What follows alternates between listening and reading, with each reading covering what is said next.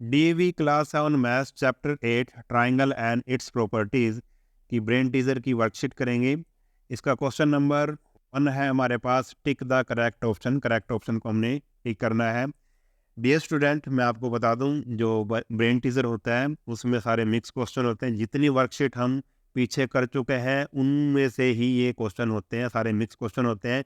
इसलिए आप brain teaser की वर्कशीट करने से पहले आप वो सभी वर्कशीट जो हमने कर ली हैं वो पहले कर लें, अच्छे से उसको समझ लें। उसके बाद ही ब्रेन टीजर की आप एक्सरसाइज करें ताकि आपको अच्छे से समझ में आ जाए। हम सब सारे कंसेप्ट अपने क्लियर कर चुके हैं, उन्हीं कंसेप्ट्स में से ये क्वेश्चन पूछे जा रहे हैं। तो इसका ए का पार्ट ए है, in triangle A B C, A B plus B C greater than, किसके आएगा? ये चार ऑप्शन हमें दे रखे हैं। तो अब एक ट्राइंगल बना लेते हैं। मान लो ये ट्राइंगल है हमारे पास, ट्राइंगल ए बी सी। तो ए बी सी, और आपको पता है ये, और इसने क्या गिवन है? इसने गिवन कहा है कि A B plus B C, यानी कि ये दो साइड है ए बी और बी सी, ये किससे ग्रेटर होगी? आपको पता है ट्राइंगल की दो साइड का सम, इन्हीं दो साइड का सम थर्ड साइड से क्या होता है? ग्रेटर होता है। तो थर्ड साइड क्या है? यहाँ पे ए सी है, तो ये इससे ग्रेटर है, यानी कि यहाँ पे क्या आएगा? ए सी आएगा। A B plus B C greater than A C, तो इसका आंसर क्या आएगा? थर्ड आएगा, ए सी। हो गया क्लियर? अब इसका देखते हैं हम B part. The centroid of a triangle divides each median in the ratio. ये भी हम पढ़ चुके हैं कि जो सेंट्रोइड होता है वो ईच मीडियन को, ट्राइंगल के हर एक मीडियन को किस रेशो में डिवाइड करता है? तो इसका आंसर है 2:1। ये सारी बातें हम पहले क्लियर कर चुके हैं जब हमने वर्कशीट की थी।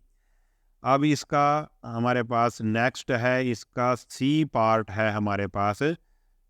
देखो सी पार्ट देखते हैं हम कैसे करना है इसको। सी पार्ट है, the hypotenuse of a right triangle is 17 centimetre. Hypotenuse दे रखा है राइट ट्रायंगल का 17 centimetre, and one of the side is 8 centimetre, और उनमें से एक साइड दे रखी है हाइपोटेनियस को छोड़कर 8 centimetre. The other side is, other side हमें निकालनी है। तो एक हम राइट ट्रायंगल बना लेते हैं। मान लो हमने ये एक राइट ट्रायंगल बना ली है A B C. Right triangle क्या बना लिया है? A B C. और हमें हाइपोटेनस गिवन है, ये 90 का एंगल यहाँ पे है। हाइपोटेनस 90 के सामने वाला होता है, आपको पता है। तो 17 सेंटीमीटर ये हमने हाइपोटेनस मान लिया, और इनमें से एक साइड, चाहे ए बी मान लो चाहे बी सी मान लो, चलो हमने साइड बी सी को 8 सेंटीमीटर मान लिया है, ये है 8 सेंटीमीटर। हमने साइड ए बी निकालनी है, अदर साइड निकालनी है। तो देखते हैं किस तरह से करेंगे इसको। अब हम क्या लगाएंगे इसमें? पाइथागोरस लगाएंगे, क्योंकि ये एक राइट ट्रायंगल है। तो हम लिखेंगे let in right triangle A B C. हमने एक राइट ट्रायंगल मान लिया ए बी सी, और उसमें हमने क्या मानना है? ए सी को, यानी कि हाइपोटेनस जो गिवन था वो हमने 17 सेंटीमीटर ले लिया है। और जो बी सी है साइड, बी सी साइड को हमने कितना ले लिया? इसमें 8 सेंटीमीटर। और ए बी हमें फाइंड आउट करना है, यानी कि अदर साइड हमें निकालनी है। तो लिखेंगे हम using Pythagoras theorem. Using Pythagoras theorem. Pythagoras theorem क्या कहती है कि हाइपोटेनियस का स्क्वायर, हाइपोटेनियस का स्क्वायर यानी कि ए सी का स्क्वायर इस फिगर में किसके इक्वल होगा? बाकी दो बची जो साइड हैं उनके स्क्वायर के सम के इक्वल होगा, यानी कि ए बी का स्क्वायर प्लस बी सी का स्क्वायर। ठीक है, आप ये लिख लेना यूजिंग पाइथागोरस थ्योरम। तो ए सी कितना है? 17 है, तो 17 का स्क्वायर आ जाएगा। ए बी हमें फाइंड आउट करना है, और बी सी कितना है? 8, यानी कि 8 का स्क्वायर। ठीक है, अब देखो, अब करते हैं। 17 का स्क्वायर होता है 289, 17 मल्टीप्लाई 17 क्या होता है? 289। ए बी का स्क्वायर प्लस, और 8 का स्क्वायर होता है 64। अब 64 इधर प्लस कर रहा है, जब इक्वल पे उधर जाएगा तो क्या कर देगा? माइनस कर देगा। इसने माइनस कर दिया, ये आ गया ए बी का स्क्वायर। तो 289 में से जब हम 64 को माइनस करेंगे तो हमारे पास बचेगा 225 ए बी का स्क्वायर, यानी कि हमारे पास क्या आया? ए बी का स्क्वायर क्या आया? 225। अब हमें तो ए बी चाहिए, ए बी का स्क्वायर नहीं चाहिए। तो इसको भी हम स्क्वायर में लिख लेंगे 225 को। जो 225 होता है वो होता है 15 का स्क्वायर, यानी कि 15 × 15। तो दोनों तरफ स्क्वायर हो गया और बीच में इक्वल का साइन है, तो जो पावर यानी कि स्क्वायर से स्क्वायर कैंसिल हो जाएगा, तो हमारे पास क्या आ जाएगा, ए बी आ जाएगा। ए बी कितना आया, 15, यानी कि जो हमने निकालनी थी वो हमें साइड पता लग गई। तो अदर साइड हमने क्या निकालनी है, अदर साइड जो हमने निकालनी है वो है 15 सेंटीमीटर। तो इस तरह से क्वेश्चन करना था। अब इसका नेक्स्ट पार्ट देखते हैं। अब इसका डी पार्ट है, the point of concurrence of the altitude of a triangle is called. ये भी हम पढ़ चुके हैं। किसी ट्राइंगल के जो एल्टीट्यूड है वो जहाँ पर मीट करते हैं उस पॉइंट को क्या बोलते हैं, उस पॉइंट को हम बोलते हैं ऑर्थो सेंटर। ठीक है। अब ई पार्ट है, in triangle P Q are, तो हम बना लेते हैं ट्राइंगल पी क्यू आर, हम बना लेते हैं triangle P Q R. If angle P R S is an exterior angle at R, R पे क्या बनाना है, एक्सटीरियर एंगल बनाना है। कौन सा बनाना है, पी आर एस, तो ये बन गया एक्सटीरियर एंगल आर पर। Then the interior adjacent angle at R, तो आर पे ही इंटीरियर एंगल कौन सा होगा, इंटीरियर एडजेसेंट एंगल कौन सा होगा, यानी कि जो ये एक्सटीरियर एंगल है इसके साथ वाला एंगल ये होगा आर पे इंटीरियर। तो हमारे पास कौन सा एंगल बना, interior adjacent angle at R कौन सा बना, पी आर क्यू। तो क्या लिखेंगे हम, एंगल पी आर क्यू, यही बना। तो एंगल पी आर क्यू ये है थर्ड ऑप्शन। तो इस तरह से हमारा ये फर्स्ट क्वेश्चन कंप्लीट हुआ। अब हम इसका बी पार्ट देखते हैं। अब इसका बी पार्ट है, answer the following questions. B का ए पार्ट है, what is the point of concurrence of angle bisector of a triangle called. जो ये भी हम पढ़ चुके हैं, कोई ट्रायंगल है उसके जो एंगल बाइसेक्टर है वो जिस पॉइंट पर मिलते हैं उस पॉइंट को हम क्या कहेंगे, तो उस पॉइंट को हम कहेंगे इन सेंटर। ठीक है, क्या कहेंगे, इन सेंटर। आगे उसने पूछा, एक क्वेश्चन और पूछा है, वेयर डज इट लाई, यानी कि जो इन सेंटर है वो कहाँ पर होता है, ट्रायंगल के अंदर होता है या बाहर होता है। तो हम लिखेंगे it lies in the interior of the triangle. ये जो इन सेंटर होता है वो हमेशा ट्रायंगल के अंदर होता है। तो हमने अब ये पार्ट कर लिया है। अब हम इसका देखते हैं B part. The vertical angle of an isosceles triangle is 80 degree. जो वर्टिकल एंगल है आइसोसेलेस ट्रायंगल का वो 80 डिग्री है। Find the measurement of its base angle, जो उसके बेस एंगल हैं वो हमें फाइंड आउट करने हैं। तो पहले हम फिगर बना लेते हैं। मान लो ये हमारे पास एक है ट्रायंगल, ठीक है, और ये कैसी ट्रायंगल है, ये है ट्रायंगल आइसोसेलेस ट्रायंगल। मान लो हमने बना लिया है isosceles triangle, angle A, triangle A B C. और ये आपको पता है जो आइसोसेलेस ट्रायंगल है उसकी दो साइड इक्वल होती है। मान लो ए बी और ए सी हमने क्या मान ली, इक्वल मान ली, ये दोनों साइड इक्वल है। और जो बेस एंगल वो कहाँ बनते हैं, इसने बेस एंगल कहा है, बेस एंगल कहाँ बनेंगे, वो बनते हैं थर्ड साइड के ऊपर। ठीक है, जो बच गई थर्ड साइड, इस पे बेस एंगल ये बनेंगे दोनों। यानी कि हमें एंगल बी और एंगल सी फाइंड आउट करना है। और हमें वर्टिकल एंगल दे रखा है, यानी कि जो ऊपर वाला एंगल है, यानी कि दो जो साइड बना रही है इक्वल साइड, उसको बोलेंगे वर्टिकल एंगल। तो ये दे रखा है 80 डिग्री। ठीक है, तो ये था हमें फिगर में, ये था, ये चीज़ हमें गिवन थी। अब हम इसको सोल्व करते हैं। तो इसका बी पार्ट है, तो लिख लेंगे हम in isosceles triangle, in iso in isosceles triangle A B C. A B C में क्या है, जो एंगल ए है वो किसके इक्वल है, 80 डिग्री के इक्वल है। और आपको पता है जो आइसोसेलेस ट्रायंगल होती है उसकी दो साइड इक्वल होती है, यानी कि हमने क्या मानना है, ए बी और ए सी को इक्वल मानना है। और आपको ये भी पता है अगर दो साइड इक्वल हो तो उनके आमने सामने वाले जो एंगल है वो भी क्या हो जाएंगे, इक्वल हो जाएंगे। यानी कि अगर इफ, ठीक है, A B equal to B C, then क्या हो जाएगा, एंगल बी एंगल सी के इक्वल हो जाएगा। तो क्योंकि ये दोनों एंगल इक्वल है, इसलिए हम इन दोनों को क्या मान लेते हैं, एक्स के इक्वल मान लेते हैं। लेट एंगल बी और एंगल सी किसके इक्वल है, एक्स के इक्वल है, तो दोनों को हमने एक्स के इक्वल मान लिया। ठीक है, तो अब हम क्या लगा सकते हैं, हम प्रॉपर्टी लगा सकते हैं। ये ट्रायंगल के जो तीनों एंगल हैं वो किसके इक्वल होते हैं, अगर उन तीनों को प्लस करें तो वो किसके इक्वल होते हैं, 180 डिग्री के इक्वल होते हैं। Angle sum property of triangle हम लगा देंगे। तो बाय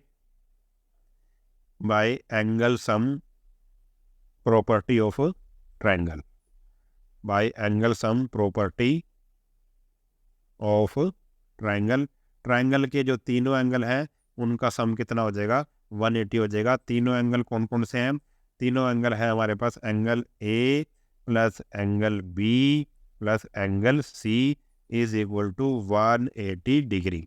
एंगल ए हमें गिवन है कितना है, 80 डिग्री, और एंगल बी और सी को हमने क्या मान लिया है, एक्स मान लिया है, इज इक्वल टू 180 डिग्री।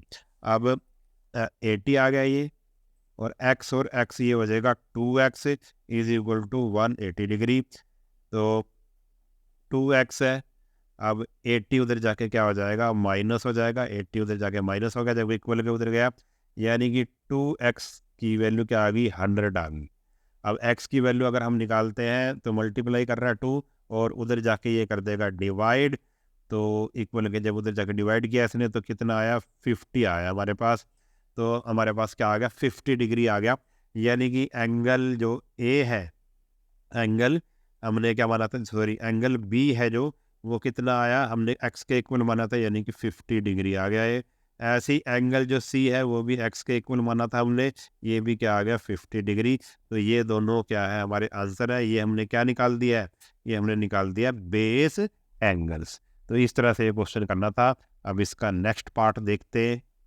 अब क्वेश्चन नंबर सी है इसका, find the value of x and y in the given figure. हमें एक्स और वाई की वैल्यू निकालनी है, ये हमें फिगर गिवन है, हमें एक्स और वाई फाइंड आउट करना है।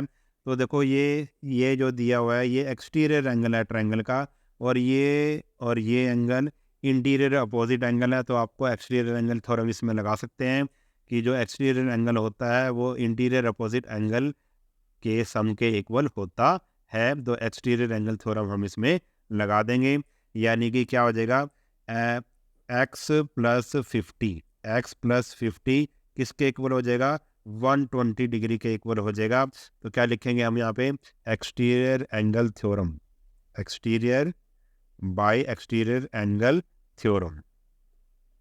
ठीक है, ये सब आपने पहले जो वर्कशीट हमने की है इस चैप्टर की वो कर रखी है, एक्सटीरियर एंगल थ्योरम। अब x की वैल्यू क्या आएगी, 50 इधर प्लस कर रहा है, उधर जाके क्या हो जाएगा, 50 माइनस हो जाएगा। तो हमारे पास x की वैल्यू कितनी आ गई, हमारे पास आ जाएगी 70 डिग्री। तो हमने x तो फाइंड आउट कर लिया, ये कितना है, 70 डिग्री। अब ये जो ट्राइंगल के जो तीनों एंगल है, हम इसमें एंगल सम प्रॉपर्टी लगा देंगे। 70, 50 और y तीनों को क्या कर देंगे, प्लस कर देंगे। तो तीनों को प्लस करेंगे तो लिखेंगे एंगल x यानी कि 70 प्लस 50 प्लस y, और तीनों एंगल का सम क्या होता है, 180 डिग्री होता है। तो ये कौन सी प्रॉपर्टी है, angle sum property, angle sum property of triangle, bracket में लिख देंगे। तो तीनों एंगल का सम 180, तो 70 प्लस 50 120 हो गया, plus y is equal to 180 degree, और y की वैल्यू क्या आ जाएगी, 120 इधर प्लस है, इक्वल के जब उधर जाएगा तो ये कर देगा माइनस।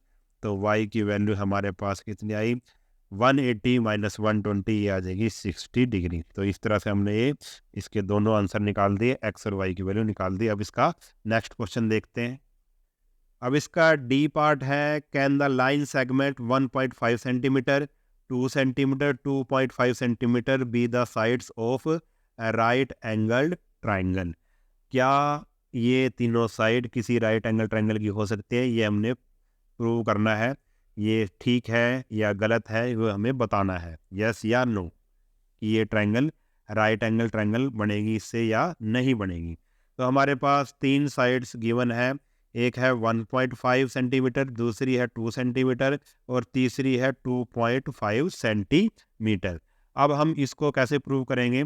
हम इसको पाइथागोरस से करेंगे। तो सबसे बड़ी साइड ले लेंगे हम, सबसे बड़ी साइड का स्क्वायर कर देंगे। सबसे बड़ी साइड 2.5 है, 2.5 का स्क्वायर करेंगे। 2.5 का स्क्वायर करेंगे तो 2.5 इंटू 2.5 दो बार मल्टीप्लाई करेंगे, दोनों को मल्टीप्लाई करेंगे तो आएगा हमारे पास 6.25। ठीक है, फिर बाकी 2 साइड बच गए, उनका भी स्क्वायर करेंगे और उनको प्लस करेंगे। 1.5 का हमने क्या कर दिया, स्क्वायर कर दिया, ऐसे 2 का स्क्वायर कर दिया और दोनों को कर दिया प्लस।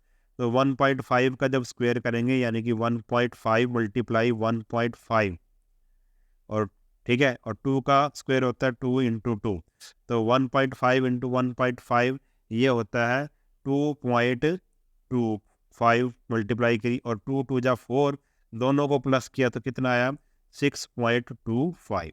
तो हमारे पास 2.5 का जब स्क्वायर किया 6.25 आया और जब बाकी 2 साइड का स्क्वायर का सम किया तब भी यही आया। तो 6.25 इज इक्वल टू 6.25 इक्वल हो गया। इक्वल हो गया इसका मतलब क्या है कि 2.5 का स्क्वायर किसके इक्वल हो गया, 1.5 के स्क्वायर प्लस 2 के स्क्वायर के इक्वल हो गया। इसका मतलब जो पाइथागोरस थ्योरम है वो हमारी इसमें लग चुकी है, यानी कि हाइपोटेन्यूज का स्क्वायर किसके इक्वल हो गया, बाकी 2 साइड जो बची हैं उनके स्क्वायर के सम के इक्वल हो गया। तो ये ट्रायंगल क्या है, एक राइट एंगल ट्रायंगल है। तो हम लिख देंगे दस गिवन ट्रायंगल, ठीक है, given triangle is a right angle triangle, right angle triangle. ठीक है, या ऐसे कह सकते हैं जो ये लाइन सेगमेंट है, गिवन लाइन सेगमेंट, ये क्या बनाएंगे, राइट एंगल ट्रायंगल बनाएंगे। ठीक है, तो इस तरह से ये क्वेश्चन करना था। अब इसका ई पार्ट भी हम देख लेते हैं। अब इसका ई पार्ट है where does the circumcentre of right angle triangle lie. जो राइट एंगल ट्रायंगल है उसका सर्कम सेंटर कहाँ पर लाई करता है, ये भी हम पिछली वर्कशीट में हम पढ़ चुके हैं। तो सर्कम सेंटर जो होता है राइट एंगल ट्रायंगल का वो कहाँ लाई करता है, मिड पॉइंट ऑफ हाइपोटेन्यूज, जो हाइपोटेन्यूज होता है उसके मिड पॉइंट पे लाई करता है। तो हमारा इसका बी पार्ट भी कंप्लीट हुआ। तो इस वीडियो में हम इतना ही करेंगे। अगर वीडियो आपको अच्छा लगा है तो चैनल को सब्सक्राइब कर लेना और वीडियो को अपने सभी दोस्तों के साथ शेयर ज़रूर कर देना। मिलते हैं नेक्स्ट वीडियो में, तब तक के लिए नमस्कार।